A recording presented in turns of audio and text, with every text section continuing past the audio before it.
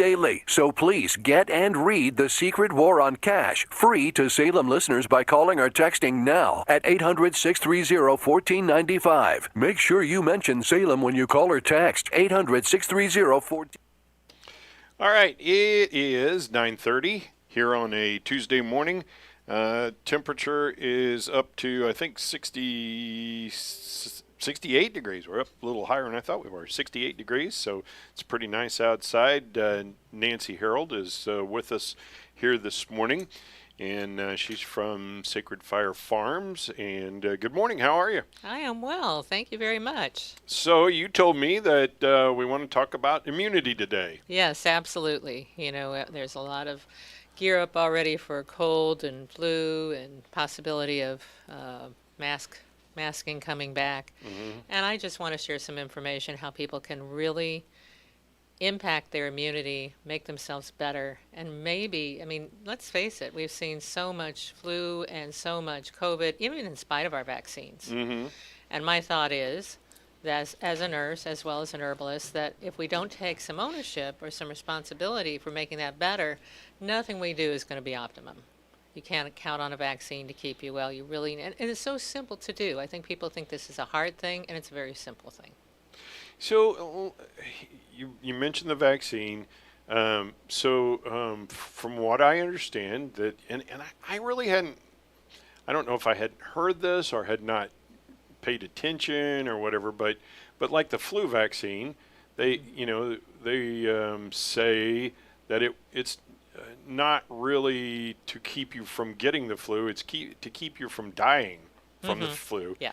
And I think they're trying to say that I think originally they said the COVID vaccine was supposed to keep you from getting COVID, but then they kind of same thing with the flu shot. It not necessarily keep you from getting COVID, but keep you from dying from it. So Right. So these vaccines, they don't necessarily keep you healthy. They keep you well enough to keep you from dying.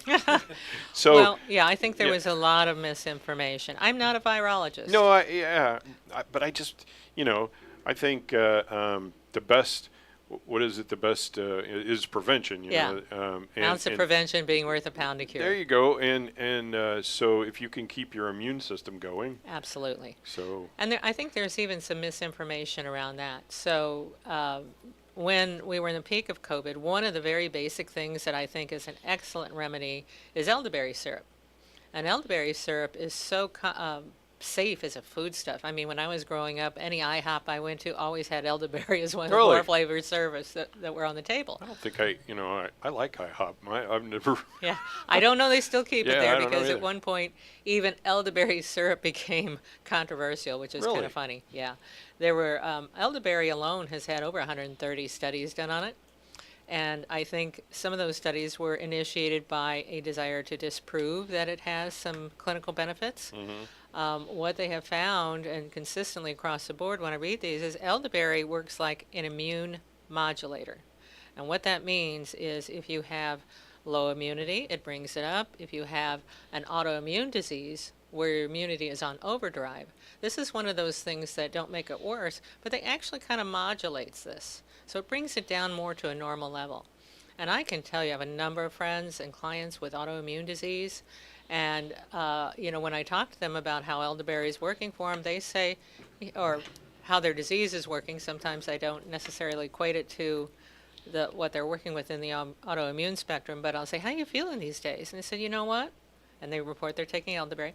I actually feel a little bit better. So they're not having the runaway train symptoms of a lot of their autoimmune that's dialed back. There are a number of botanicals, but first I want to start with the simple stuff because, this is stuff we know. This is stuff that's been highly touted, highly used, and highly published in medical annals. Vitamin D3. It was found that a large number of the people who passed away, as much as possibly 90% of those who died from COVID, had subnormal vitamin D3 levels. And this is something that we got more of when we were out working in the sun as an agricultural community. Now, a lot of us have indoors, or we have medical conditions that keep us indoors a little more. So with that, I think, it seems odd to me, I guess, that physicians will recognize in cases of cancer, in cases of osteoporosis, D3 being very important, sometimes writing a prescription in many of those instances for 50,000 IUs of vitamin D3 to be taken at one time.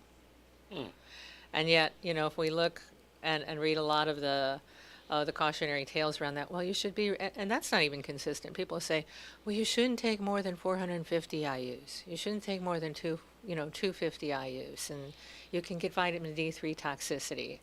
You can have D3 that registers high on a blood test, but that doesn't necessarily mean it's toxic, according to many of the physicians I know. And truthfully, it's very rare to have too much vitamin D3, from what I understand. So, what does the 3 mean? Because, I mean, I know it, there's vitamin D, but then what's the 3? Yeah, there's vitamin D2 and there's vitamin D4. And I think some of the bad press around vitamin D3, that's the one that we get from the sunshine. That's the one that directly bolsters our immunity. That's the one that doesn't harm the liver in large amounts. So the D2 and D4, it's just a distinction of what type of vitamin D3 comes from the sun and what we should be having. All right.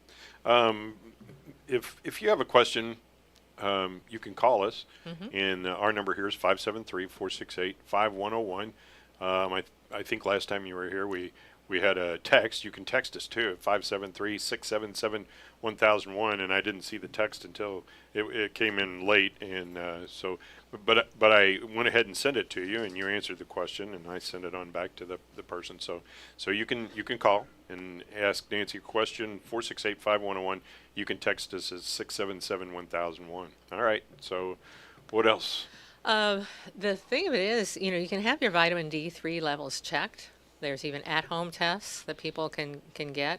You can do it through your doctor. And if you're really worried about your immunity, that might be a good place to start. The other thing I want to mention is very simple, vitamin C. And I want to talk about the depletion of vitamin C normally in our foods. We were chatting about that a little bit before we went Keeps live. you from getting scurvy, right? Yeah. Yeah. But it also bolsters your immunity and helps thwart the possibility of cancer. They found there's a vitamin C really? connection with cancer. Yeah, and D3 as well. By keeping your immunity balanced, and I say balanced rather than high, because sometimes too high, as we know, brings into that autoimmune category. But by keeping your immunity balanced, the nice thing you do is you don't just ward off cold and flu. You're able to ward off a lot of other things that are dependent on our immunity being present. And, that includes cancer. There's a lot of information that says that cancer is really, people who get cancer usually have a suppressed immune system to begin with. So I like vitamin C. I point that to people to really increase. And I like dietary vitamin C versus a supplement over the counter. Now, if all you can do is a supplement over the counter, I think great. It's water soluble. It goes through the system. It's something that most of us can benefit from, in my opinion. Dietary sources, some of the best ones, I think, are pine needle tea. Pine needle tea. White pine needle Now, tea. where do you get that? Do you have to go around and scrape up the pine needles off the? Well, it's better if you get it fresh. Yeah. But there's so that is you can go out and get the pine needles. yeah. Yeah. I Okay. actually harvest white pine. Okay. And we make a tea from it. But a lot of health food stores carry it. And you can order it online, of course, through Amazon or whatever is your online source. It's not a plug for Amazon. Yeah. Okay.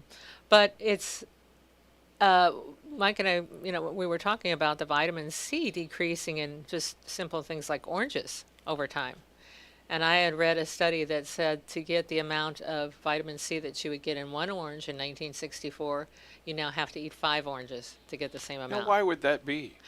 There's a lot of factors that are involved. Hybridization to get the pretty oranges versus the ones that are kind of pockmarked and, may not be as I appealing just want the to good consume. tasting oranges. Yeah. Well, some of those hybrid, varieties, as far as I'm concerned, don't taste as good as some of the old kind. But yeah, and then soil depletion, because we plant and replant and replant, and there's a number of things that play into it. Probably a little bit of the sprays we use. So I think people associate when you say vitamin C, they think citrus fruits, Right. right?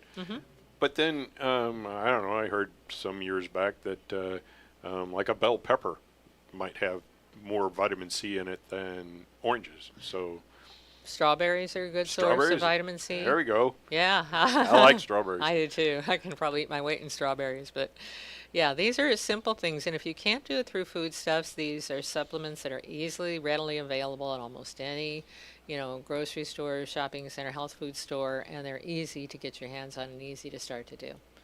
I want to talk a little bit about elderberry, some more Okay. if I can. I was going to, before you do that, I was going to ask you about blueberries because, they're all promoting blueberries. Do we just have a bumper crop of blueberries and they're trying to get them out there, or do they have some benefit to? I mean, I always hear they're high in antioxidants. Antioxidants, Not yeah. that I even really know what that is, but Well, when there's oxidative stress on the body, that means we're more predisposed to chronic illness. So by being antioxidants, we decrease our risk of some of the type 2 diabetes, some of the heart disease, some of the, you know, lung troubles that have become chronic, and probably even benefit our metabolism as far as keeping our cholesterol better managed and things like that. is there any vitamin C in blueberries? I'm not a dietitian. I don't play one on TV. I'm sure there must be some. I like blueberries, Me so I too. don't need a lot of encouragement to eat No, those. no. All right, See or all not. right. Let's go to elderberries now. Yeah. So elderberries really, when we're looking at all the stuff coming out about what we shouldn't do in the early days of the COVID-19 pandemic, people were saying, oh, you should really avoid elderberries because they can, in fact, cause an autoimmune disorder to get, really amped up, and then you're at risk for more COVID issues. And there were a lot of things that we knew and we supported prior to the pandemic that suddenly became verboten. Elderberries being one of them. I like elderberries, again, when you look at herbs from an herbalist point of view, the safest category, the safest remedy you can use is one that doubles as a foodstuff. There's been elderberry jam, elderberry wine, elderberry syrup, like I mentioned, the old IHOP, Yeah. restaurants used to carry it. So this was a common foodstuff. It's nothing, very alien or out there. And, again, I think we're realizing that then it gets down to some of the fine points of, well, which elderberry is better?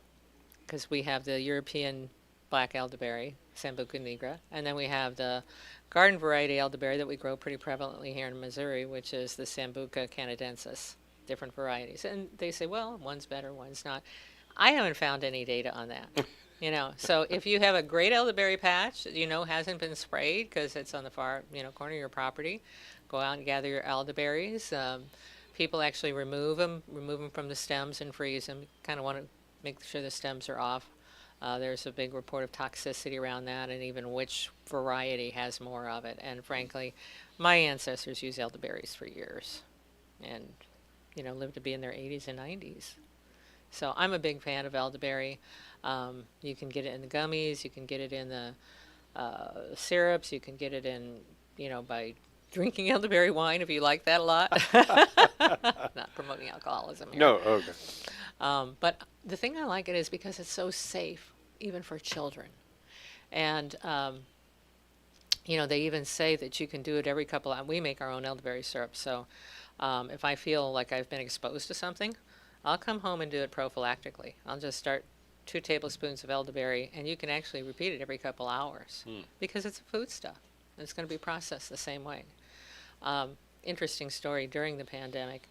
I had a friend call me, and it was kind of one of those things that make you hold your breath, because I got the sense he was calling to say goodbye. Ooh. He had been diagnosed with COVID, and he says, this may be the last conversation we have, and I want to thank you. And oddly enough, he was not, although we're good friends, and I certainly respected his point of view as he respected mine, he was not a fan of natural medicine.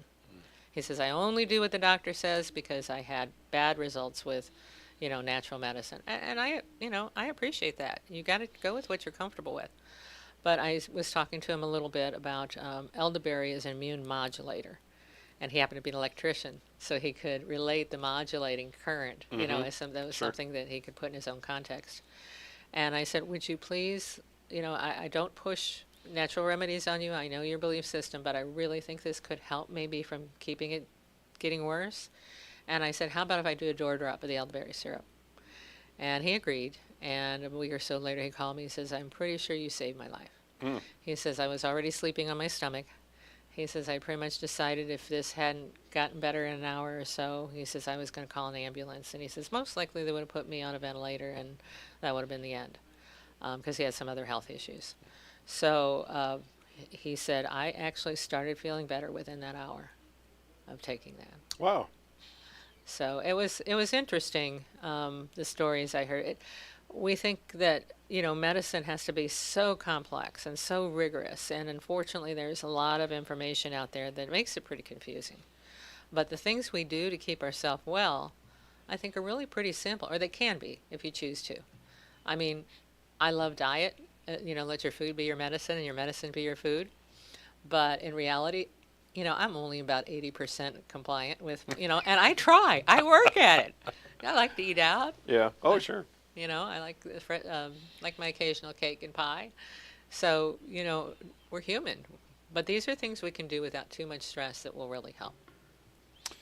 So you mentioned several places that you could get elderberries, but you also mentioned that you could grow them yourself. Mm-hmm. So how hard are they to take care of? And then here in Missouri, you can't grow a garden all year round. So Yeah.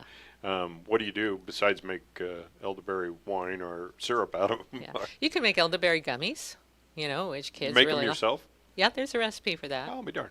I actually don't bother because the syrup. I mean, I have the recipe and I did a test recipe, but I don't do it because it's just easier to have the syrup on hand.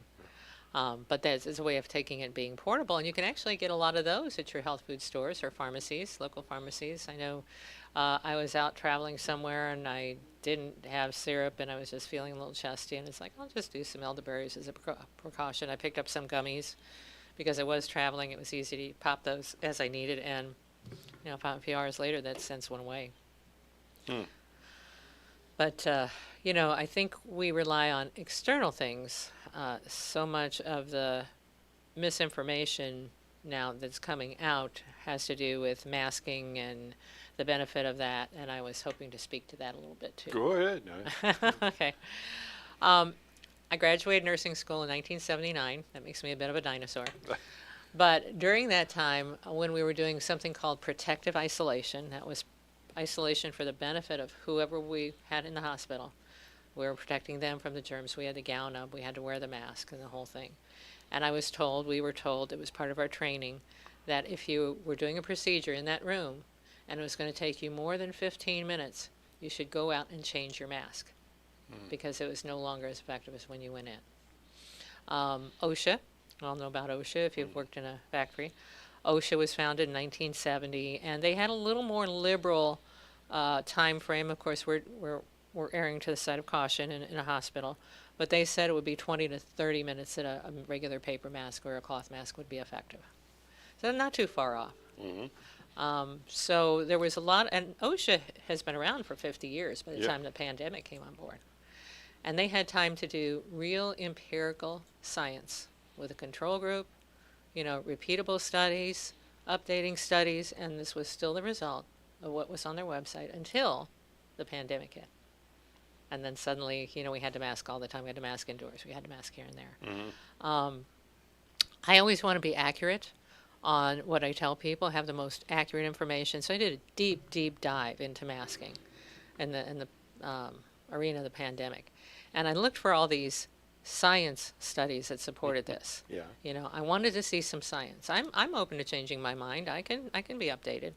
So I only found one article that made any sense to me. And it was 8 people with a variety of backgrounds, from immunology to virology and public health and everything. I mean, they had credentials galore. And they said, I went through the whole article, fine print and all, and on the second page of the that I printed out of the whole article, it said, although there have been no empirical studies around masking, we feel this is our best protection. We feel. That's an opine. That's an opinion Mm-hmm. from some very well-sourced people. Now, they went on to say that masking held a benefit because playing to the lowest common denominator. We have people who aren't considerate in either covering their mouth when they cough or have a lot of overspray normally when they talk. So it was a benefit in that arena. But what was touted and what was created as this hard science, honestly, I couldn't find. So I saw a story, and it was a study after the pandemic by a group in the United Kingdom, I believe, and they studied worldwide places that masked versus places that didn't mask, and they said there was no real difference. So, and I'm a believer that if you feel like you should mask, Yes, by all means. The only thing is I didn't like it when there were, I didn't feel like masking did anything, so I didn't wear a mask unless I was required to by whatever, and I respected that too. If you went to some place that said, please wear a mask, I wore the mask, but I in my personal life didn't.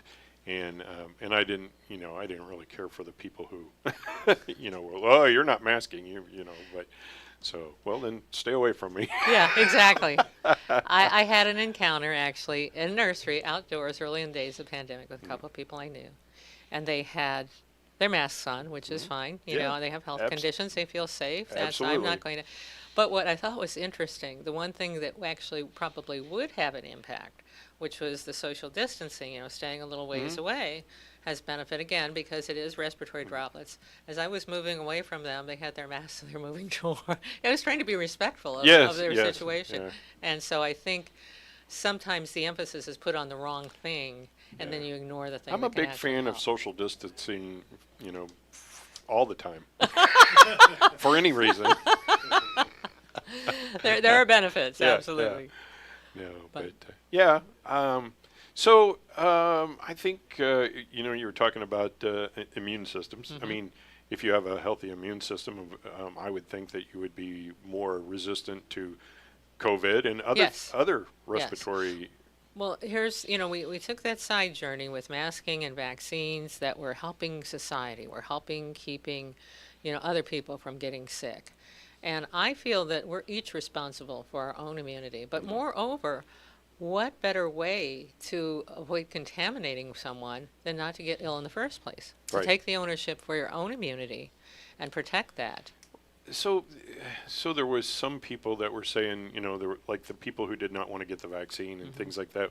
Well, you could be a carrier of COVID. You may not even know you have it, but you're affecting my grandchildren or something. What do you say to that? I mean, here's my thought. Because I just from my clinical experience, seeing how these viruses evolve, how the flu virus has evolved. I mean, a virus wants to stay alive. It wants to evolve all the time. So it's very tenacious, and about the only thing that will thwart it is, again, keeping yourself healthy. But I wondered if, in some instances, if you're suppressing symptoms, with a vaccine, say they're more mild, it's longer before you get something because the idea is to keep you alive. How much suppression then, and I'm not saying somebody shouldn't get the vaccine, it's just a question that occurred in my mind. If you're limiting the severity of symptoms so they don't show up till days later, but you've still been exposed and you could still contaminate it, what good does that, there is no perfect system for these viruses who will mutate. And I guess I feel very frustrated in a situation where we try to give a perfect solution to an imperfect situation. Well, I think we have a conservative lawmaker the other day, and I have not fact-checked this, but his position was during the pandemic, there was no healthy child that died from COVID. Right. I mean, he said it, and he's a lawmaker, so he must be true, right? Well, and children, and when it comes to immunity, children have something that adults don't have. They have an active thymus gland that sits behind the upper part of the breastbone. And the thymus is an added layer of protection for immunity. It makes our T cells. And so that is active, I think, up until 25, then it starts to decline. And by the time our age, it's just calcified. It's just not there. It's like, checked out, going to Florida. But, children have a natural immunity to support their survival and support their growth, and the active thymus is a big part of that. So it bothers me, I guess, that pediatricians who should be well acquainted with the physiology of a child versus that of an adult would not take that under advisement and insist that these children get vaccinated for COVID. So did you feel like we weren't getting, I don't know, the right information, or Yes. or Yes, was the right information being suppressed? I saw a YouTube video at the beginning of this, and the guy was I can't remember if I think he was a virologist or an immunologist. I can't remember, but anyway, he was in St. Louis, and I saw this YouTube video, and he's standing there going, "This is not the way you handle an epidemic or a pandemic. Right. It's just not the way, And then he was like erased. I couldn't Yes, find him anymore. yeah. Well, see, this was very curious to me because I was in the hospital and on the front lines when the AIDS epidemic broke out. Yes. When AIDS came on scene. And at that time, we didn't even have, personal protective equipment for healthcare workers came after the AIDS, significantly after. I want to say it was about a year or two later before they, decided this was a good idea. You gowned up if you thought somebody had AIDS, but again, we're finding people, mothers who got blood transfusions after birth, contracting HIV. So what bothered me is that the inconsistencies I saw, I look for patterns, and I guess that's been, my ability to discern. I look for the pattern. The pattern was that in the early 80s, we had a disease affecting 2 years later, I think it was 36 million people that were dying annually that was never addressed, and it was becoming more mainstream. And, this was 100% fatal if you got it. If you got this disease, no ifs, ands, or buts, you're going to die. And we have a disease that's 97% survivable. And when we look at COVID by comparison, and we're shutting down businesses and we're shutting down schools, and actually being in both those timelines, we had the same amount of time with AIDS that we wondered, how is it transmitted? How, can we get it from a toilet seat? Can you get it from a kiss? How does it work? About 4 or 5 months there where that really came out. Now, it's interesting to me that one of the leading voices in telling us what we should and shouldn't do between a disease that was 100% fatal and 97% survivable was handled completely different. And again, it's just a pattern I notice. When I looked at what was happening in the early 80s with AIDS, you had varying opinions. You had diverse opinions. I guess what gets me is AIDS is still around. Yeah. But you very rarely hear about it. Well, you really didn't hear about the flu during the pandemic either. No, I know. So I think that's because everything was COVID. Yeah. Nobody got the flu while there was the pandemic. Yeah. But it was interesting to me because I've followed AIDS statistics through the years. And every year, I think up to 2018, it was well over 1 million people who died and 36 to 40 million people living with a disease. Now people were living with it, but originally it started out, it was 30 to 40 million dying every year. So the numbers of the mortality came down until 2018, and they said, we're finally expecting to get it under 1 million. We're finally expecting to have AIDS mortality go down under 1 million. And there's still no cure. There's ways to control it. Yes. Yeah. But, with the right treatment, they're finding people are having normal life expectancies now that we're well out. Some people have reported through, whether it's new therapies, herbal or medical, that they can almost, in some instances it's reported the HIV marker has even gone away, that they're healthy enough. Nancy, we got about a minute. Tell us how to get a hold of you. And Yeah. We have a website, www.sacredfireliving.com. Want to talk a little bit about our events? We have a barn dance coming up. That's a lot of fun. Okay. We do some herbal education, and we also are doing the Elementary Herbalist, our 5-week flagship course to teach you how to use what your grandparents knew. And you can contact us through our website or our phone, 573-732-3333. 5053. All right. So Nancy, we're going to do this again next month. Absolutely. What is it? The second Tuesday? That's Yeah. what we're doing. Yeah, second Tuesday of each month. We're going to talk about this. So if people have questions and stuff, they can email them to you or me, or they Yep. can call in during the show. So, all right. Thank you. Thank you very much. We are AM 1560 KTUI Sullivan 94.1 FM. It's 10 o'clock.